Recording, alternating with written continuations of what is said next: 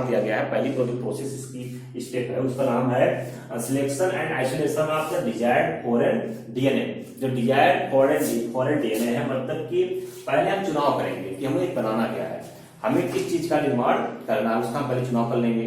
जैसे कि मान लीजिए मुझे कि सिंगल से प्रोटीन को निर्माण करना है, किसी वैक्सीन को निर्माण करना है, तो ठीक है, उस प्रोटीन को या वैक्सीन को जिसको बनाना है उसके जीन को लेंगे हम, ठीक है, किसी पौधे से निकलेगा वो जीन, ठीक है, उस पौधे से या जंतु से निकलेगा, उस जीन को लेंगे, उसे हम डिजायर्ड जीन कहेंगे।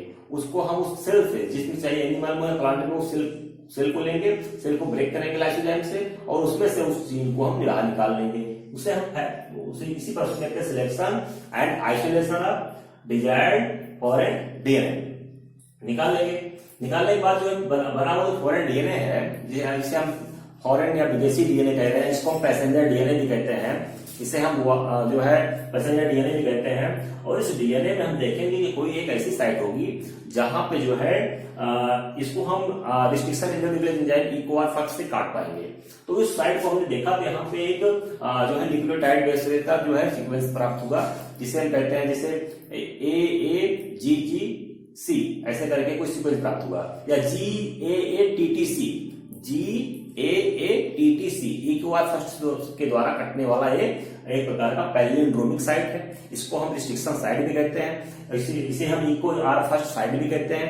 इसी साइट पर अगर EcoR फर्स्ट एंजाइम एक्ट करेगा और इसको स्टिकी एंड बनाएगा, स्टिक मतलब चिपचिपा ऐसा काटेगा कि जो नहीं जाके फिट हो जाए। देखो यहाँ पे स्टिकी एंड में जो है इस डीएनए को या जीन को काटा गया है जी, ठीक है जी। तो ये बना हुआ जो स्टिकी एंड वाला डीएनए इसको हम यहाँ पे ले लिया। अब दूसरा जो स्टेप आता है, वो दूसरा स्टेप जो होता है वो होता है selection and isolation of the vector. Vector मतलब कि एक वाहक डीएनए रहेगा, ठीक है, जिसको हम टूल्स के रूप में वाहक डीएनए को लेंगे। और ये प्राप्त हुआ जो वाहक डीएनए होता है उसको हम इसलिए लेते हैं कि उसी पे रह करके जो है हम इस पैसेंजर डीएनए को किसी होस्ट सेल में, बैक्टीरिया के सेल में उस पर इंटर कराएंगे। तो कैसे इसको हम समझ पाएंगे कि कैसे निकालना है, कहां से लेना है। तो एग्जाम्पल के रूप में यहाँ पे हम इकोलाई बैक्टीरिया को ले लिया है। लैब में इकोलाई बैक्टीरिया को लेने के बाद उसके वो जो है टेस्ट ट्यूब में हमने इसको लिया, किसी भी पात्र में लिया जो भी हमें प्रोवाइड किया गया, उसमें लेने के बाद हम इकोलाई बैक्टीरिया को इसके अंदर से प्लाज्मिड निकालने के लिए हम लाइसोजाइम एंजाइम डाल देंगे।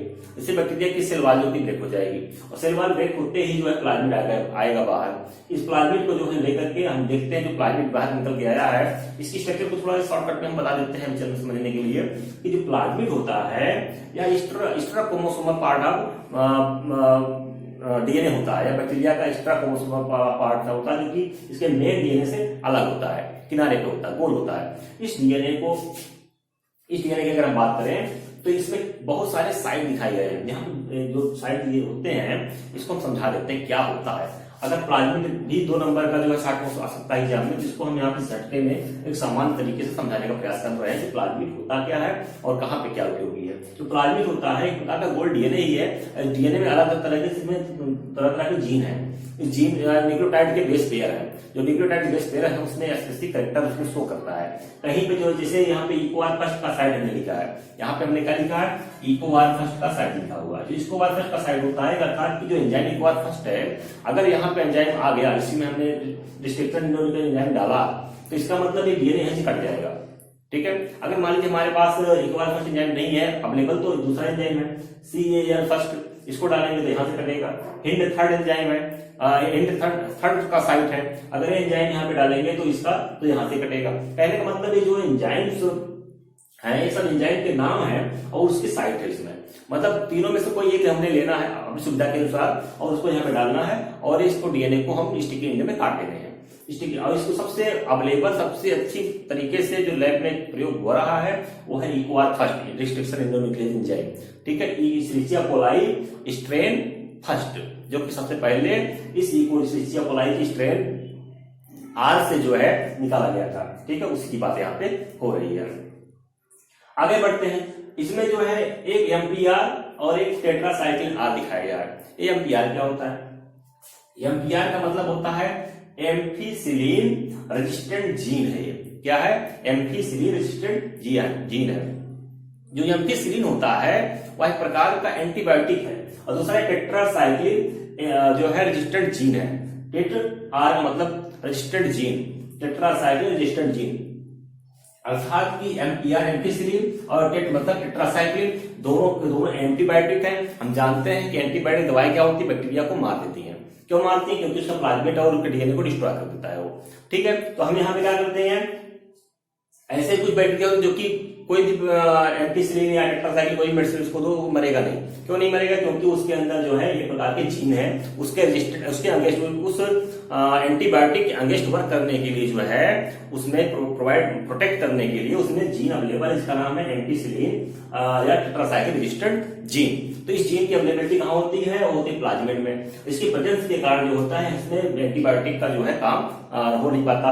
इसको इसलिए डाला गया है जिससे कि अगर इस प्लाज्मिड को किसी अन्य होस्ट में जिसमें हम इसको इंसर्ट करने वाले हैं भविष्य में, अगर उसके अंदर जो है एंटीसिलिन और टेट्रासाइक्लिन नामक एंटीबायोटिक पहले प्रेजेंट है, तो हम जैसे इसको प्लाज्मिड को डालेंगे वो इसको मार देगा। पहले मतलब दूसरे वाले प्लाज्मिड को एक्सेप्ट नहीं करेगा, वो उसको किल कर देगा। उसको रोकने के लिए, उससे बचाव करने के लिए इसमें पहले से ही जीन को इसमें डाल दिया गया है कि अब ये जाओ आगे ये प्रोटेक्ट रहेगा, एंटीसिलिन से टेट्रासाइक्लिन कहीं से भी रहेगा, मरेगा नहीं ये।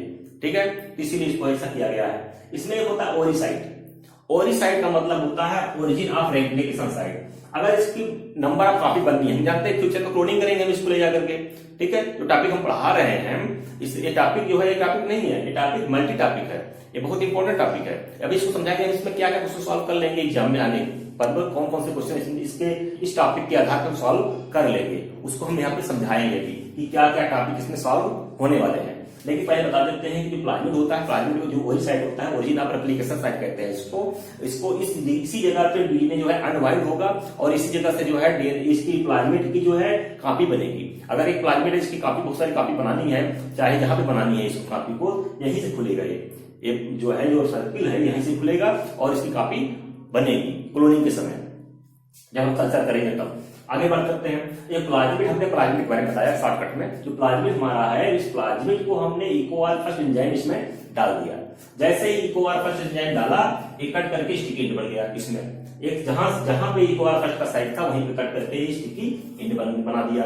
बना हुआ जो स्टिकी एंड वाला प्लाज्मिड है, अब इसमें देखो कोई भी चीज हम फिट करना तय कर देंगे। अभी जो हमारा बचा हुआ जो स्टिकी एंड वाला डीएनए है, इसको उठा करके हम इसके अंदर फिट कर देंगे। इस डीएनए को उठा करके हम इसके अंदर फिट कर देंगे और फिट करने के बाद इसको हम जोड़ देंगे किस एंजाइम से, जिसका नाम है डीएनए लाइगेज एंजाइम। इसको हम मॉलिक्यूलर ग्लू कहते हैं। मॉलिक्यूलर ग्लू गोंद है ये। मॉलिक्यूलर कहने का मतलब कि ये एंजाइम इस डीएनए को इसके अंदर ला करके जोड़ देगा। जैसे ही जोड़ेगा एक प्रकार का ये आरडीएनए बन जाएगा। क्या बनेगा? आरडीएनए। इसे हम जो है रिकॉम्बिनेंट डीएनए कहते हैं। इसीलिए इस पूरी प्रक्रिया को हम रिकॉम्बिनेंट डीएनए टेक्नोलॉजी भी कहते हैं।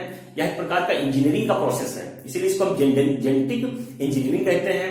यही इसका सिद्धांत है। बायोटेक्नोलॉजी का सिद्धांत क्या है? जैव प्रौद्योगिकी का सिद्धांत क्या है? उसमें इंजीनियरिंग भी है। क्या है उसमें?